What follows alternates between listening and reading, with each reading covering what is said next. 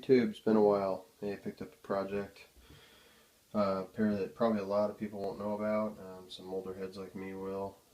They're into collectors. So it's a Jumpman Pro team. It's the very first Jumpman Pro team shoe that Jordan Brand ever did, 1997. It's a blend of the AJ11 and 12, so you see some similarities in the leather upper and the carbon fiber. It was actually the first to feature the silver instead of white in the checkered carbon fiber pattern. These are a size 12.5, so I kind of had to go out of my way to get them. And they're very hard to find in general, let alone to find a size so rare.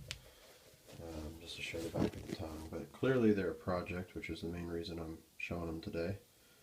You can see the how far back they date just by looking at that alone, but pretty amazing quality, and the leather uppers are ridiculously nice. These have obviously been like stored away very poorly, probably crushed in the back of some dude's closet for a while. But they're pretty easy clean. When you're working with leather that's this premium, it's easy to take care of and get back to life. You know, it's just like skin. Got to breathe some new life into it. Got a little bit of separation there. It's not very deep. It's very shallow. But anyway, so to get into what I need to do to these, much of this has been covered in my other videos. My original 12s as well as my 2001 pair of playoff 11s, black and red. That was a very thorough video series it is, very long-winded, but it would show you kind of step-by-step similar to what I've had to do to these. Of course, there's no patent leather on them, so that's not an issue, but I love these real metal eyelets. They're just solid aluminum, so they don't have that on any of the retros. Anyway, you know, the soles, just to give a quick once-over, I'll actually probably clean this weird kind of a grease pen writing off the soles, but they're really clean. I mean, they really hardly have any wear at all. The herringbone pattern is really crisp on them. They're a little bit slick, but I don't think I'm going to notice unless I'm on some cleanly waxed floor, as you're walking outside. The phylon's quite dirty. That's an easy clean, of course. So what I'll end up doing to these is I've already defrayed them with some very sharp fingernail scissors. I recommend something like that with the you know, if they start crapping out on you, it's probably cheaper just to buy another pair. They're like, you know, $3 to $5 at a drugstore. So I've already defrayed them. There's all the little frayed bits from the shoes. In terms of just the loose fraying edges, I've actually got one more to go right here. I'll pull that off. They need to be cleaned thoroughly. Probably use Jason Mark mostly to clean the uppers. I usually don't use that for leather uppers, but I got a Jason Mark other parts of the shoe, so I'm going to use that. Average athletic shoe cleaner would usually work for leather. I think Jason Mark's probably a little bit safer, a little bit less abrasive. You know, I mean, the Jumpman, this part's quite dirty as well, but the leather on the tongue is in really good shape. Now the inside is covered in lint. You can see this side here has a lot of lint, so I use a fuzz buster to get rid of that, and here's what it looks like on the opposite side of the shoe after being fuzz busted. It's pretty much completely gone.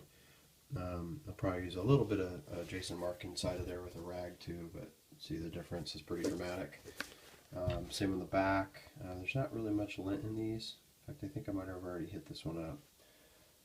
But I'll clean these uppers as well just to get the sock liner nice and crisp, and gets a little cleaner blue look to the royal blue, and this is actually dirtier than it appears. Then the leather will get decreased with an iron on the toe box. Obviously it's a big deep crease or a couple of them going across. There's just paint, like the leather has been so dried out that the paint is basically missing on the toe, and that really does require some repaint to touch them up. The right shoe was worse than the left. This is the left one here, so I've already dealt with that, and it definitely helps it out a lot. And then after that's cleaned and repainted, I have to go through and just get the uppers oiled and get the life breathed back into these. I'll work a little bit on these creases, although I'm not too caring about that, but I'll probably put a little bit of an iron to those as well. As far as the laces, they are quite dirty. The aglets are frayed, all four of the aglets except this one. completely obliterated. So I'm going to heat shrink those to get it back to life. Here's what the other one looks like. And I'm going to save the plastic that's on there because it does actually help when you're heat shrinking. And as well as just clean these and defray them with a heat gun, which just takes a minute. It's really fast. I got to have the heat gun out anyway to get the aglets back on.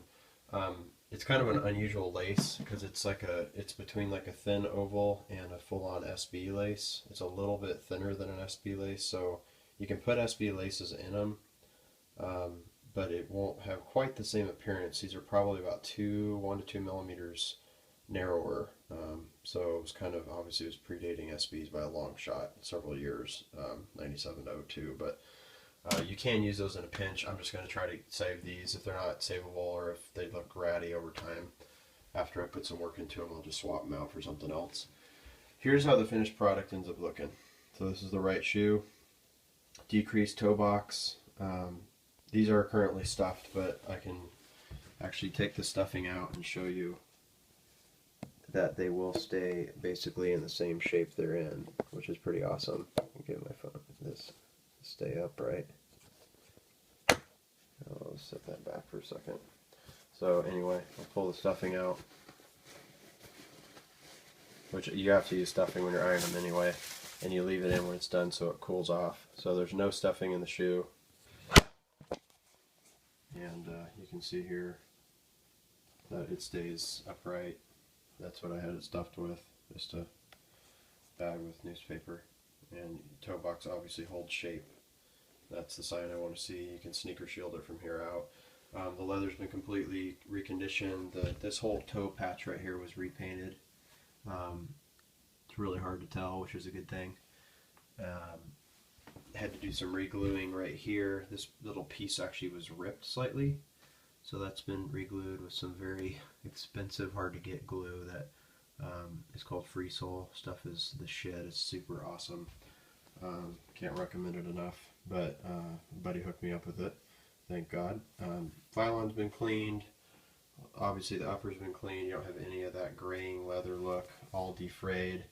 Here's what the aglets look like. I use black tips on them since they're black laces, and this is the heat shrink tubing that it starts out as, and then it shrinks to half that size. So this is how you save your lace tips and make them still laceable. I have a hard time focusing on that. But yeah, so it's a good way to save the laces. Inside's been defrayed or de-linted, I guess. And this one's just ready to rock. I mean, you can see, like I said, you'll still have some creases in the back. I didn't go crazy trying to get that because you can't really dry out the leather and get the tumbled look to start flattening out, which is not ideal. I don't care as much on the toe box, so I'm willing to decrease that a little bit more to get the creases out since it's so obvious. But yeah, these are completely done, relace, and that's how good they can turn out. So side by side real quick to see the comparison, where they were and where they are now. Pretty big difference.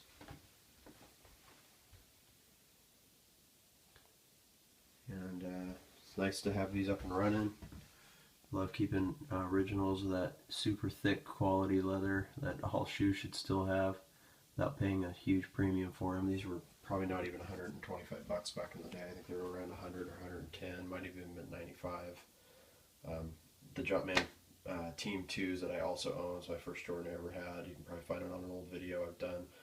Those were 110 bucks out the door, and those are like literally one of the most comfortable shoes out of 300 pairs of shoes I've tried on and or own over time that I've ever had on my foot. And the leather is just off the chain. So these are even older by a year and a half, and the leather's probably that much better, to be quite frank. So anyway, it's a cool project. It's really worth it to me. 12.5 is my favorite size. They're hard as hell to find. Seller came down 50% on the price. I think they're just tired of sitting on them.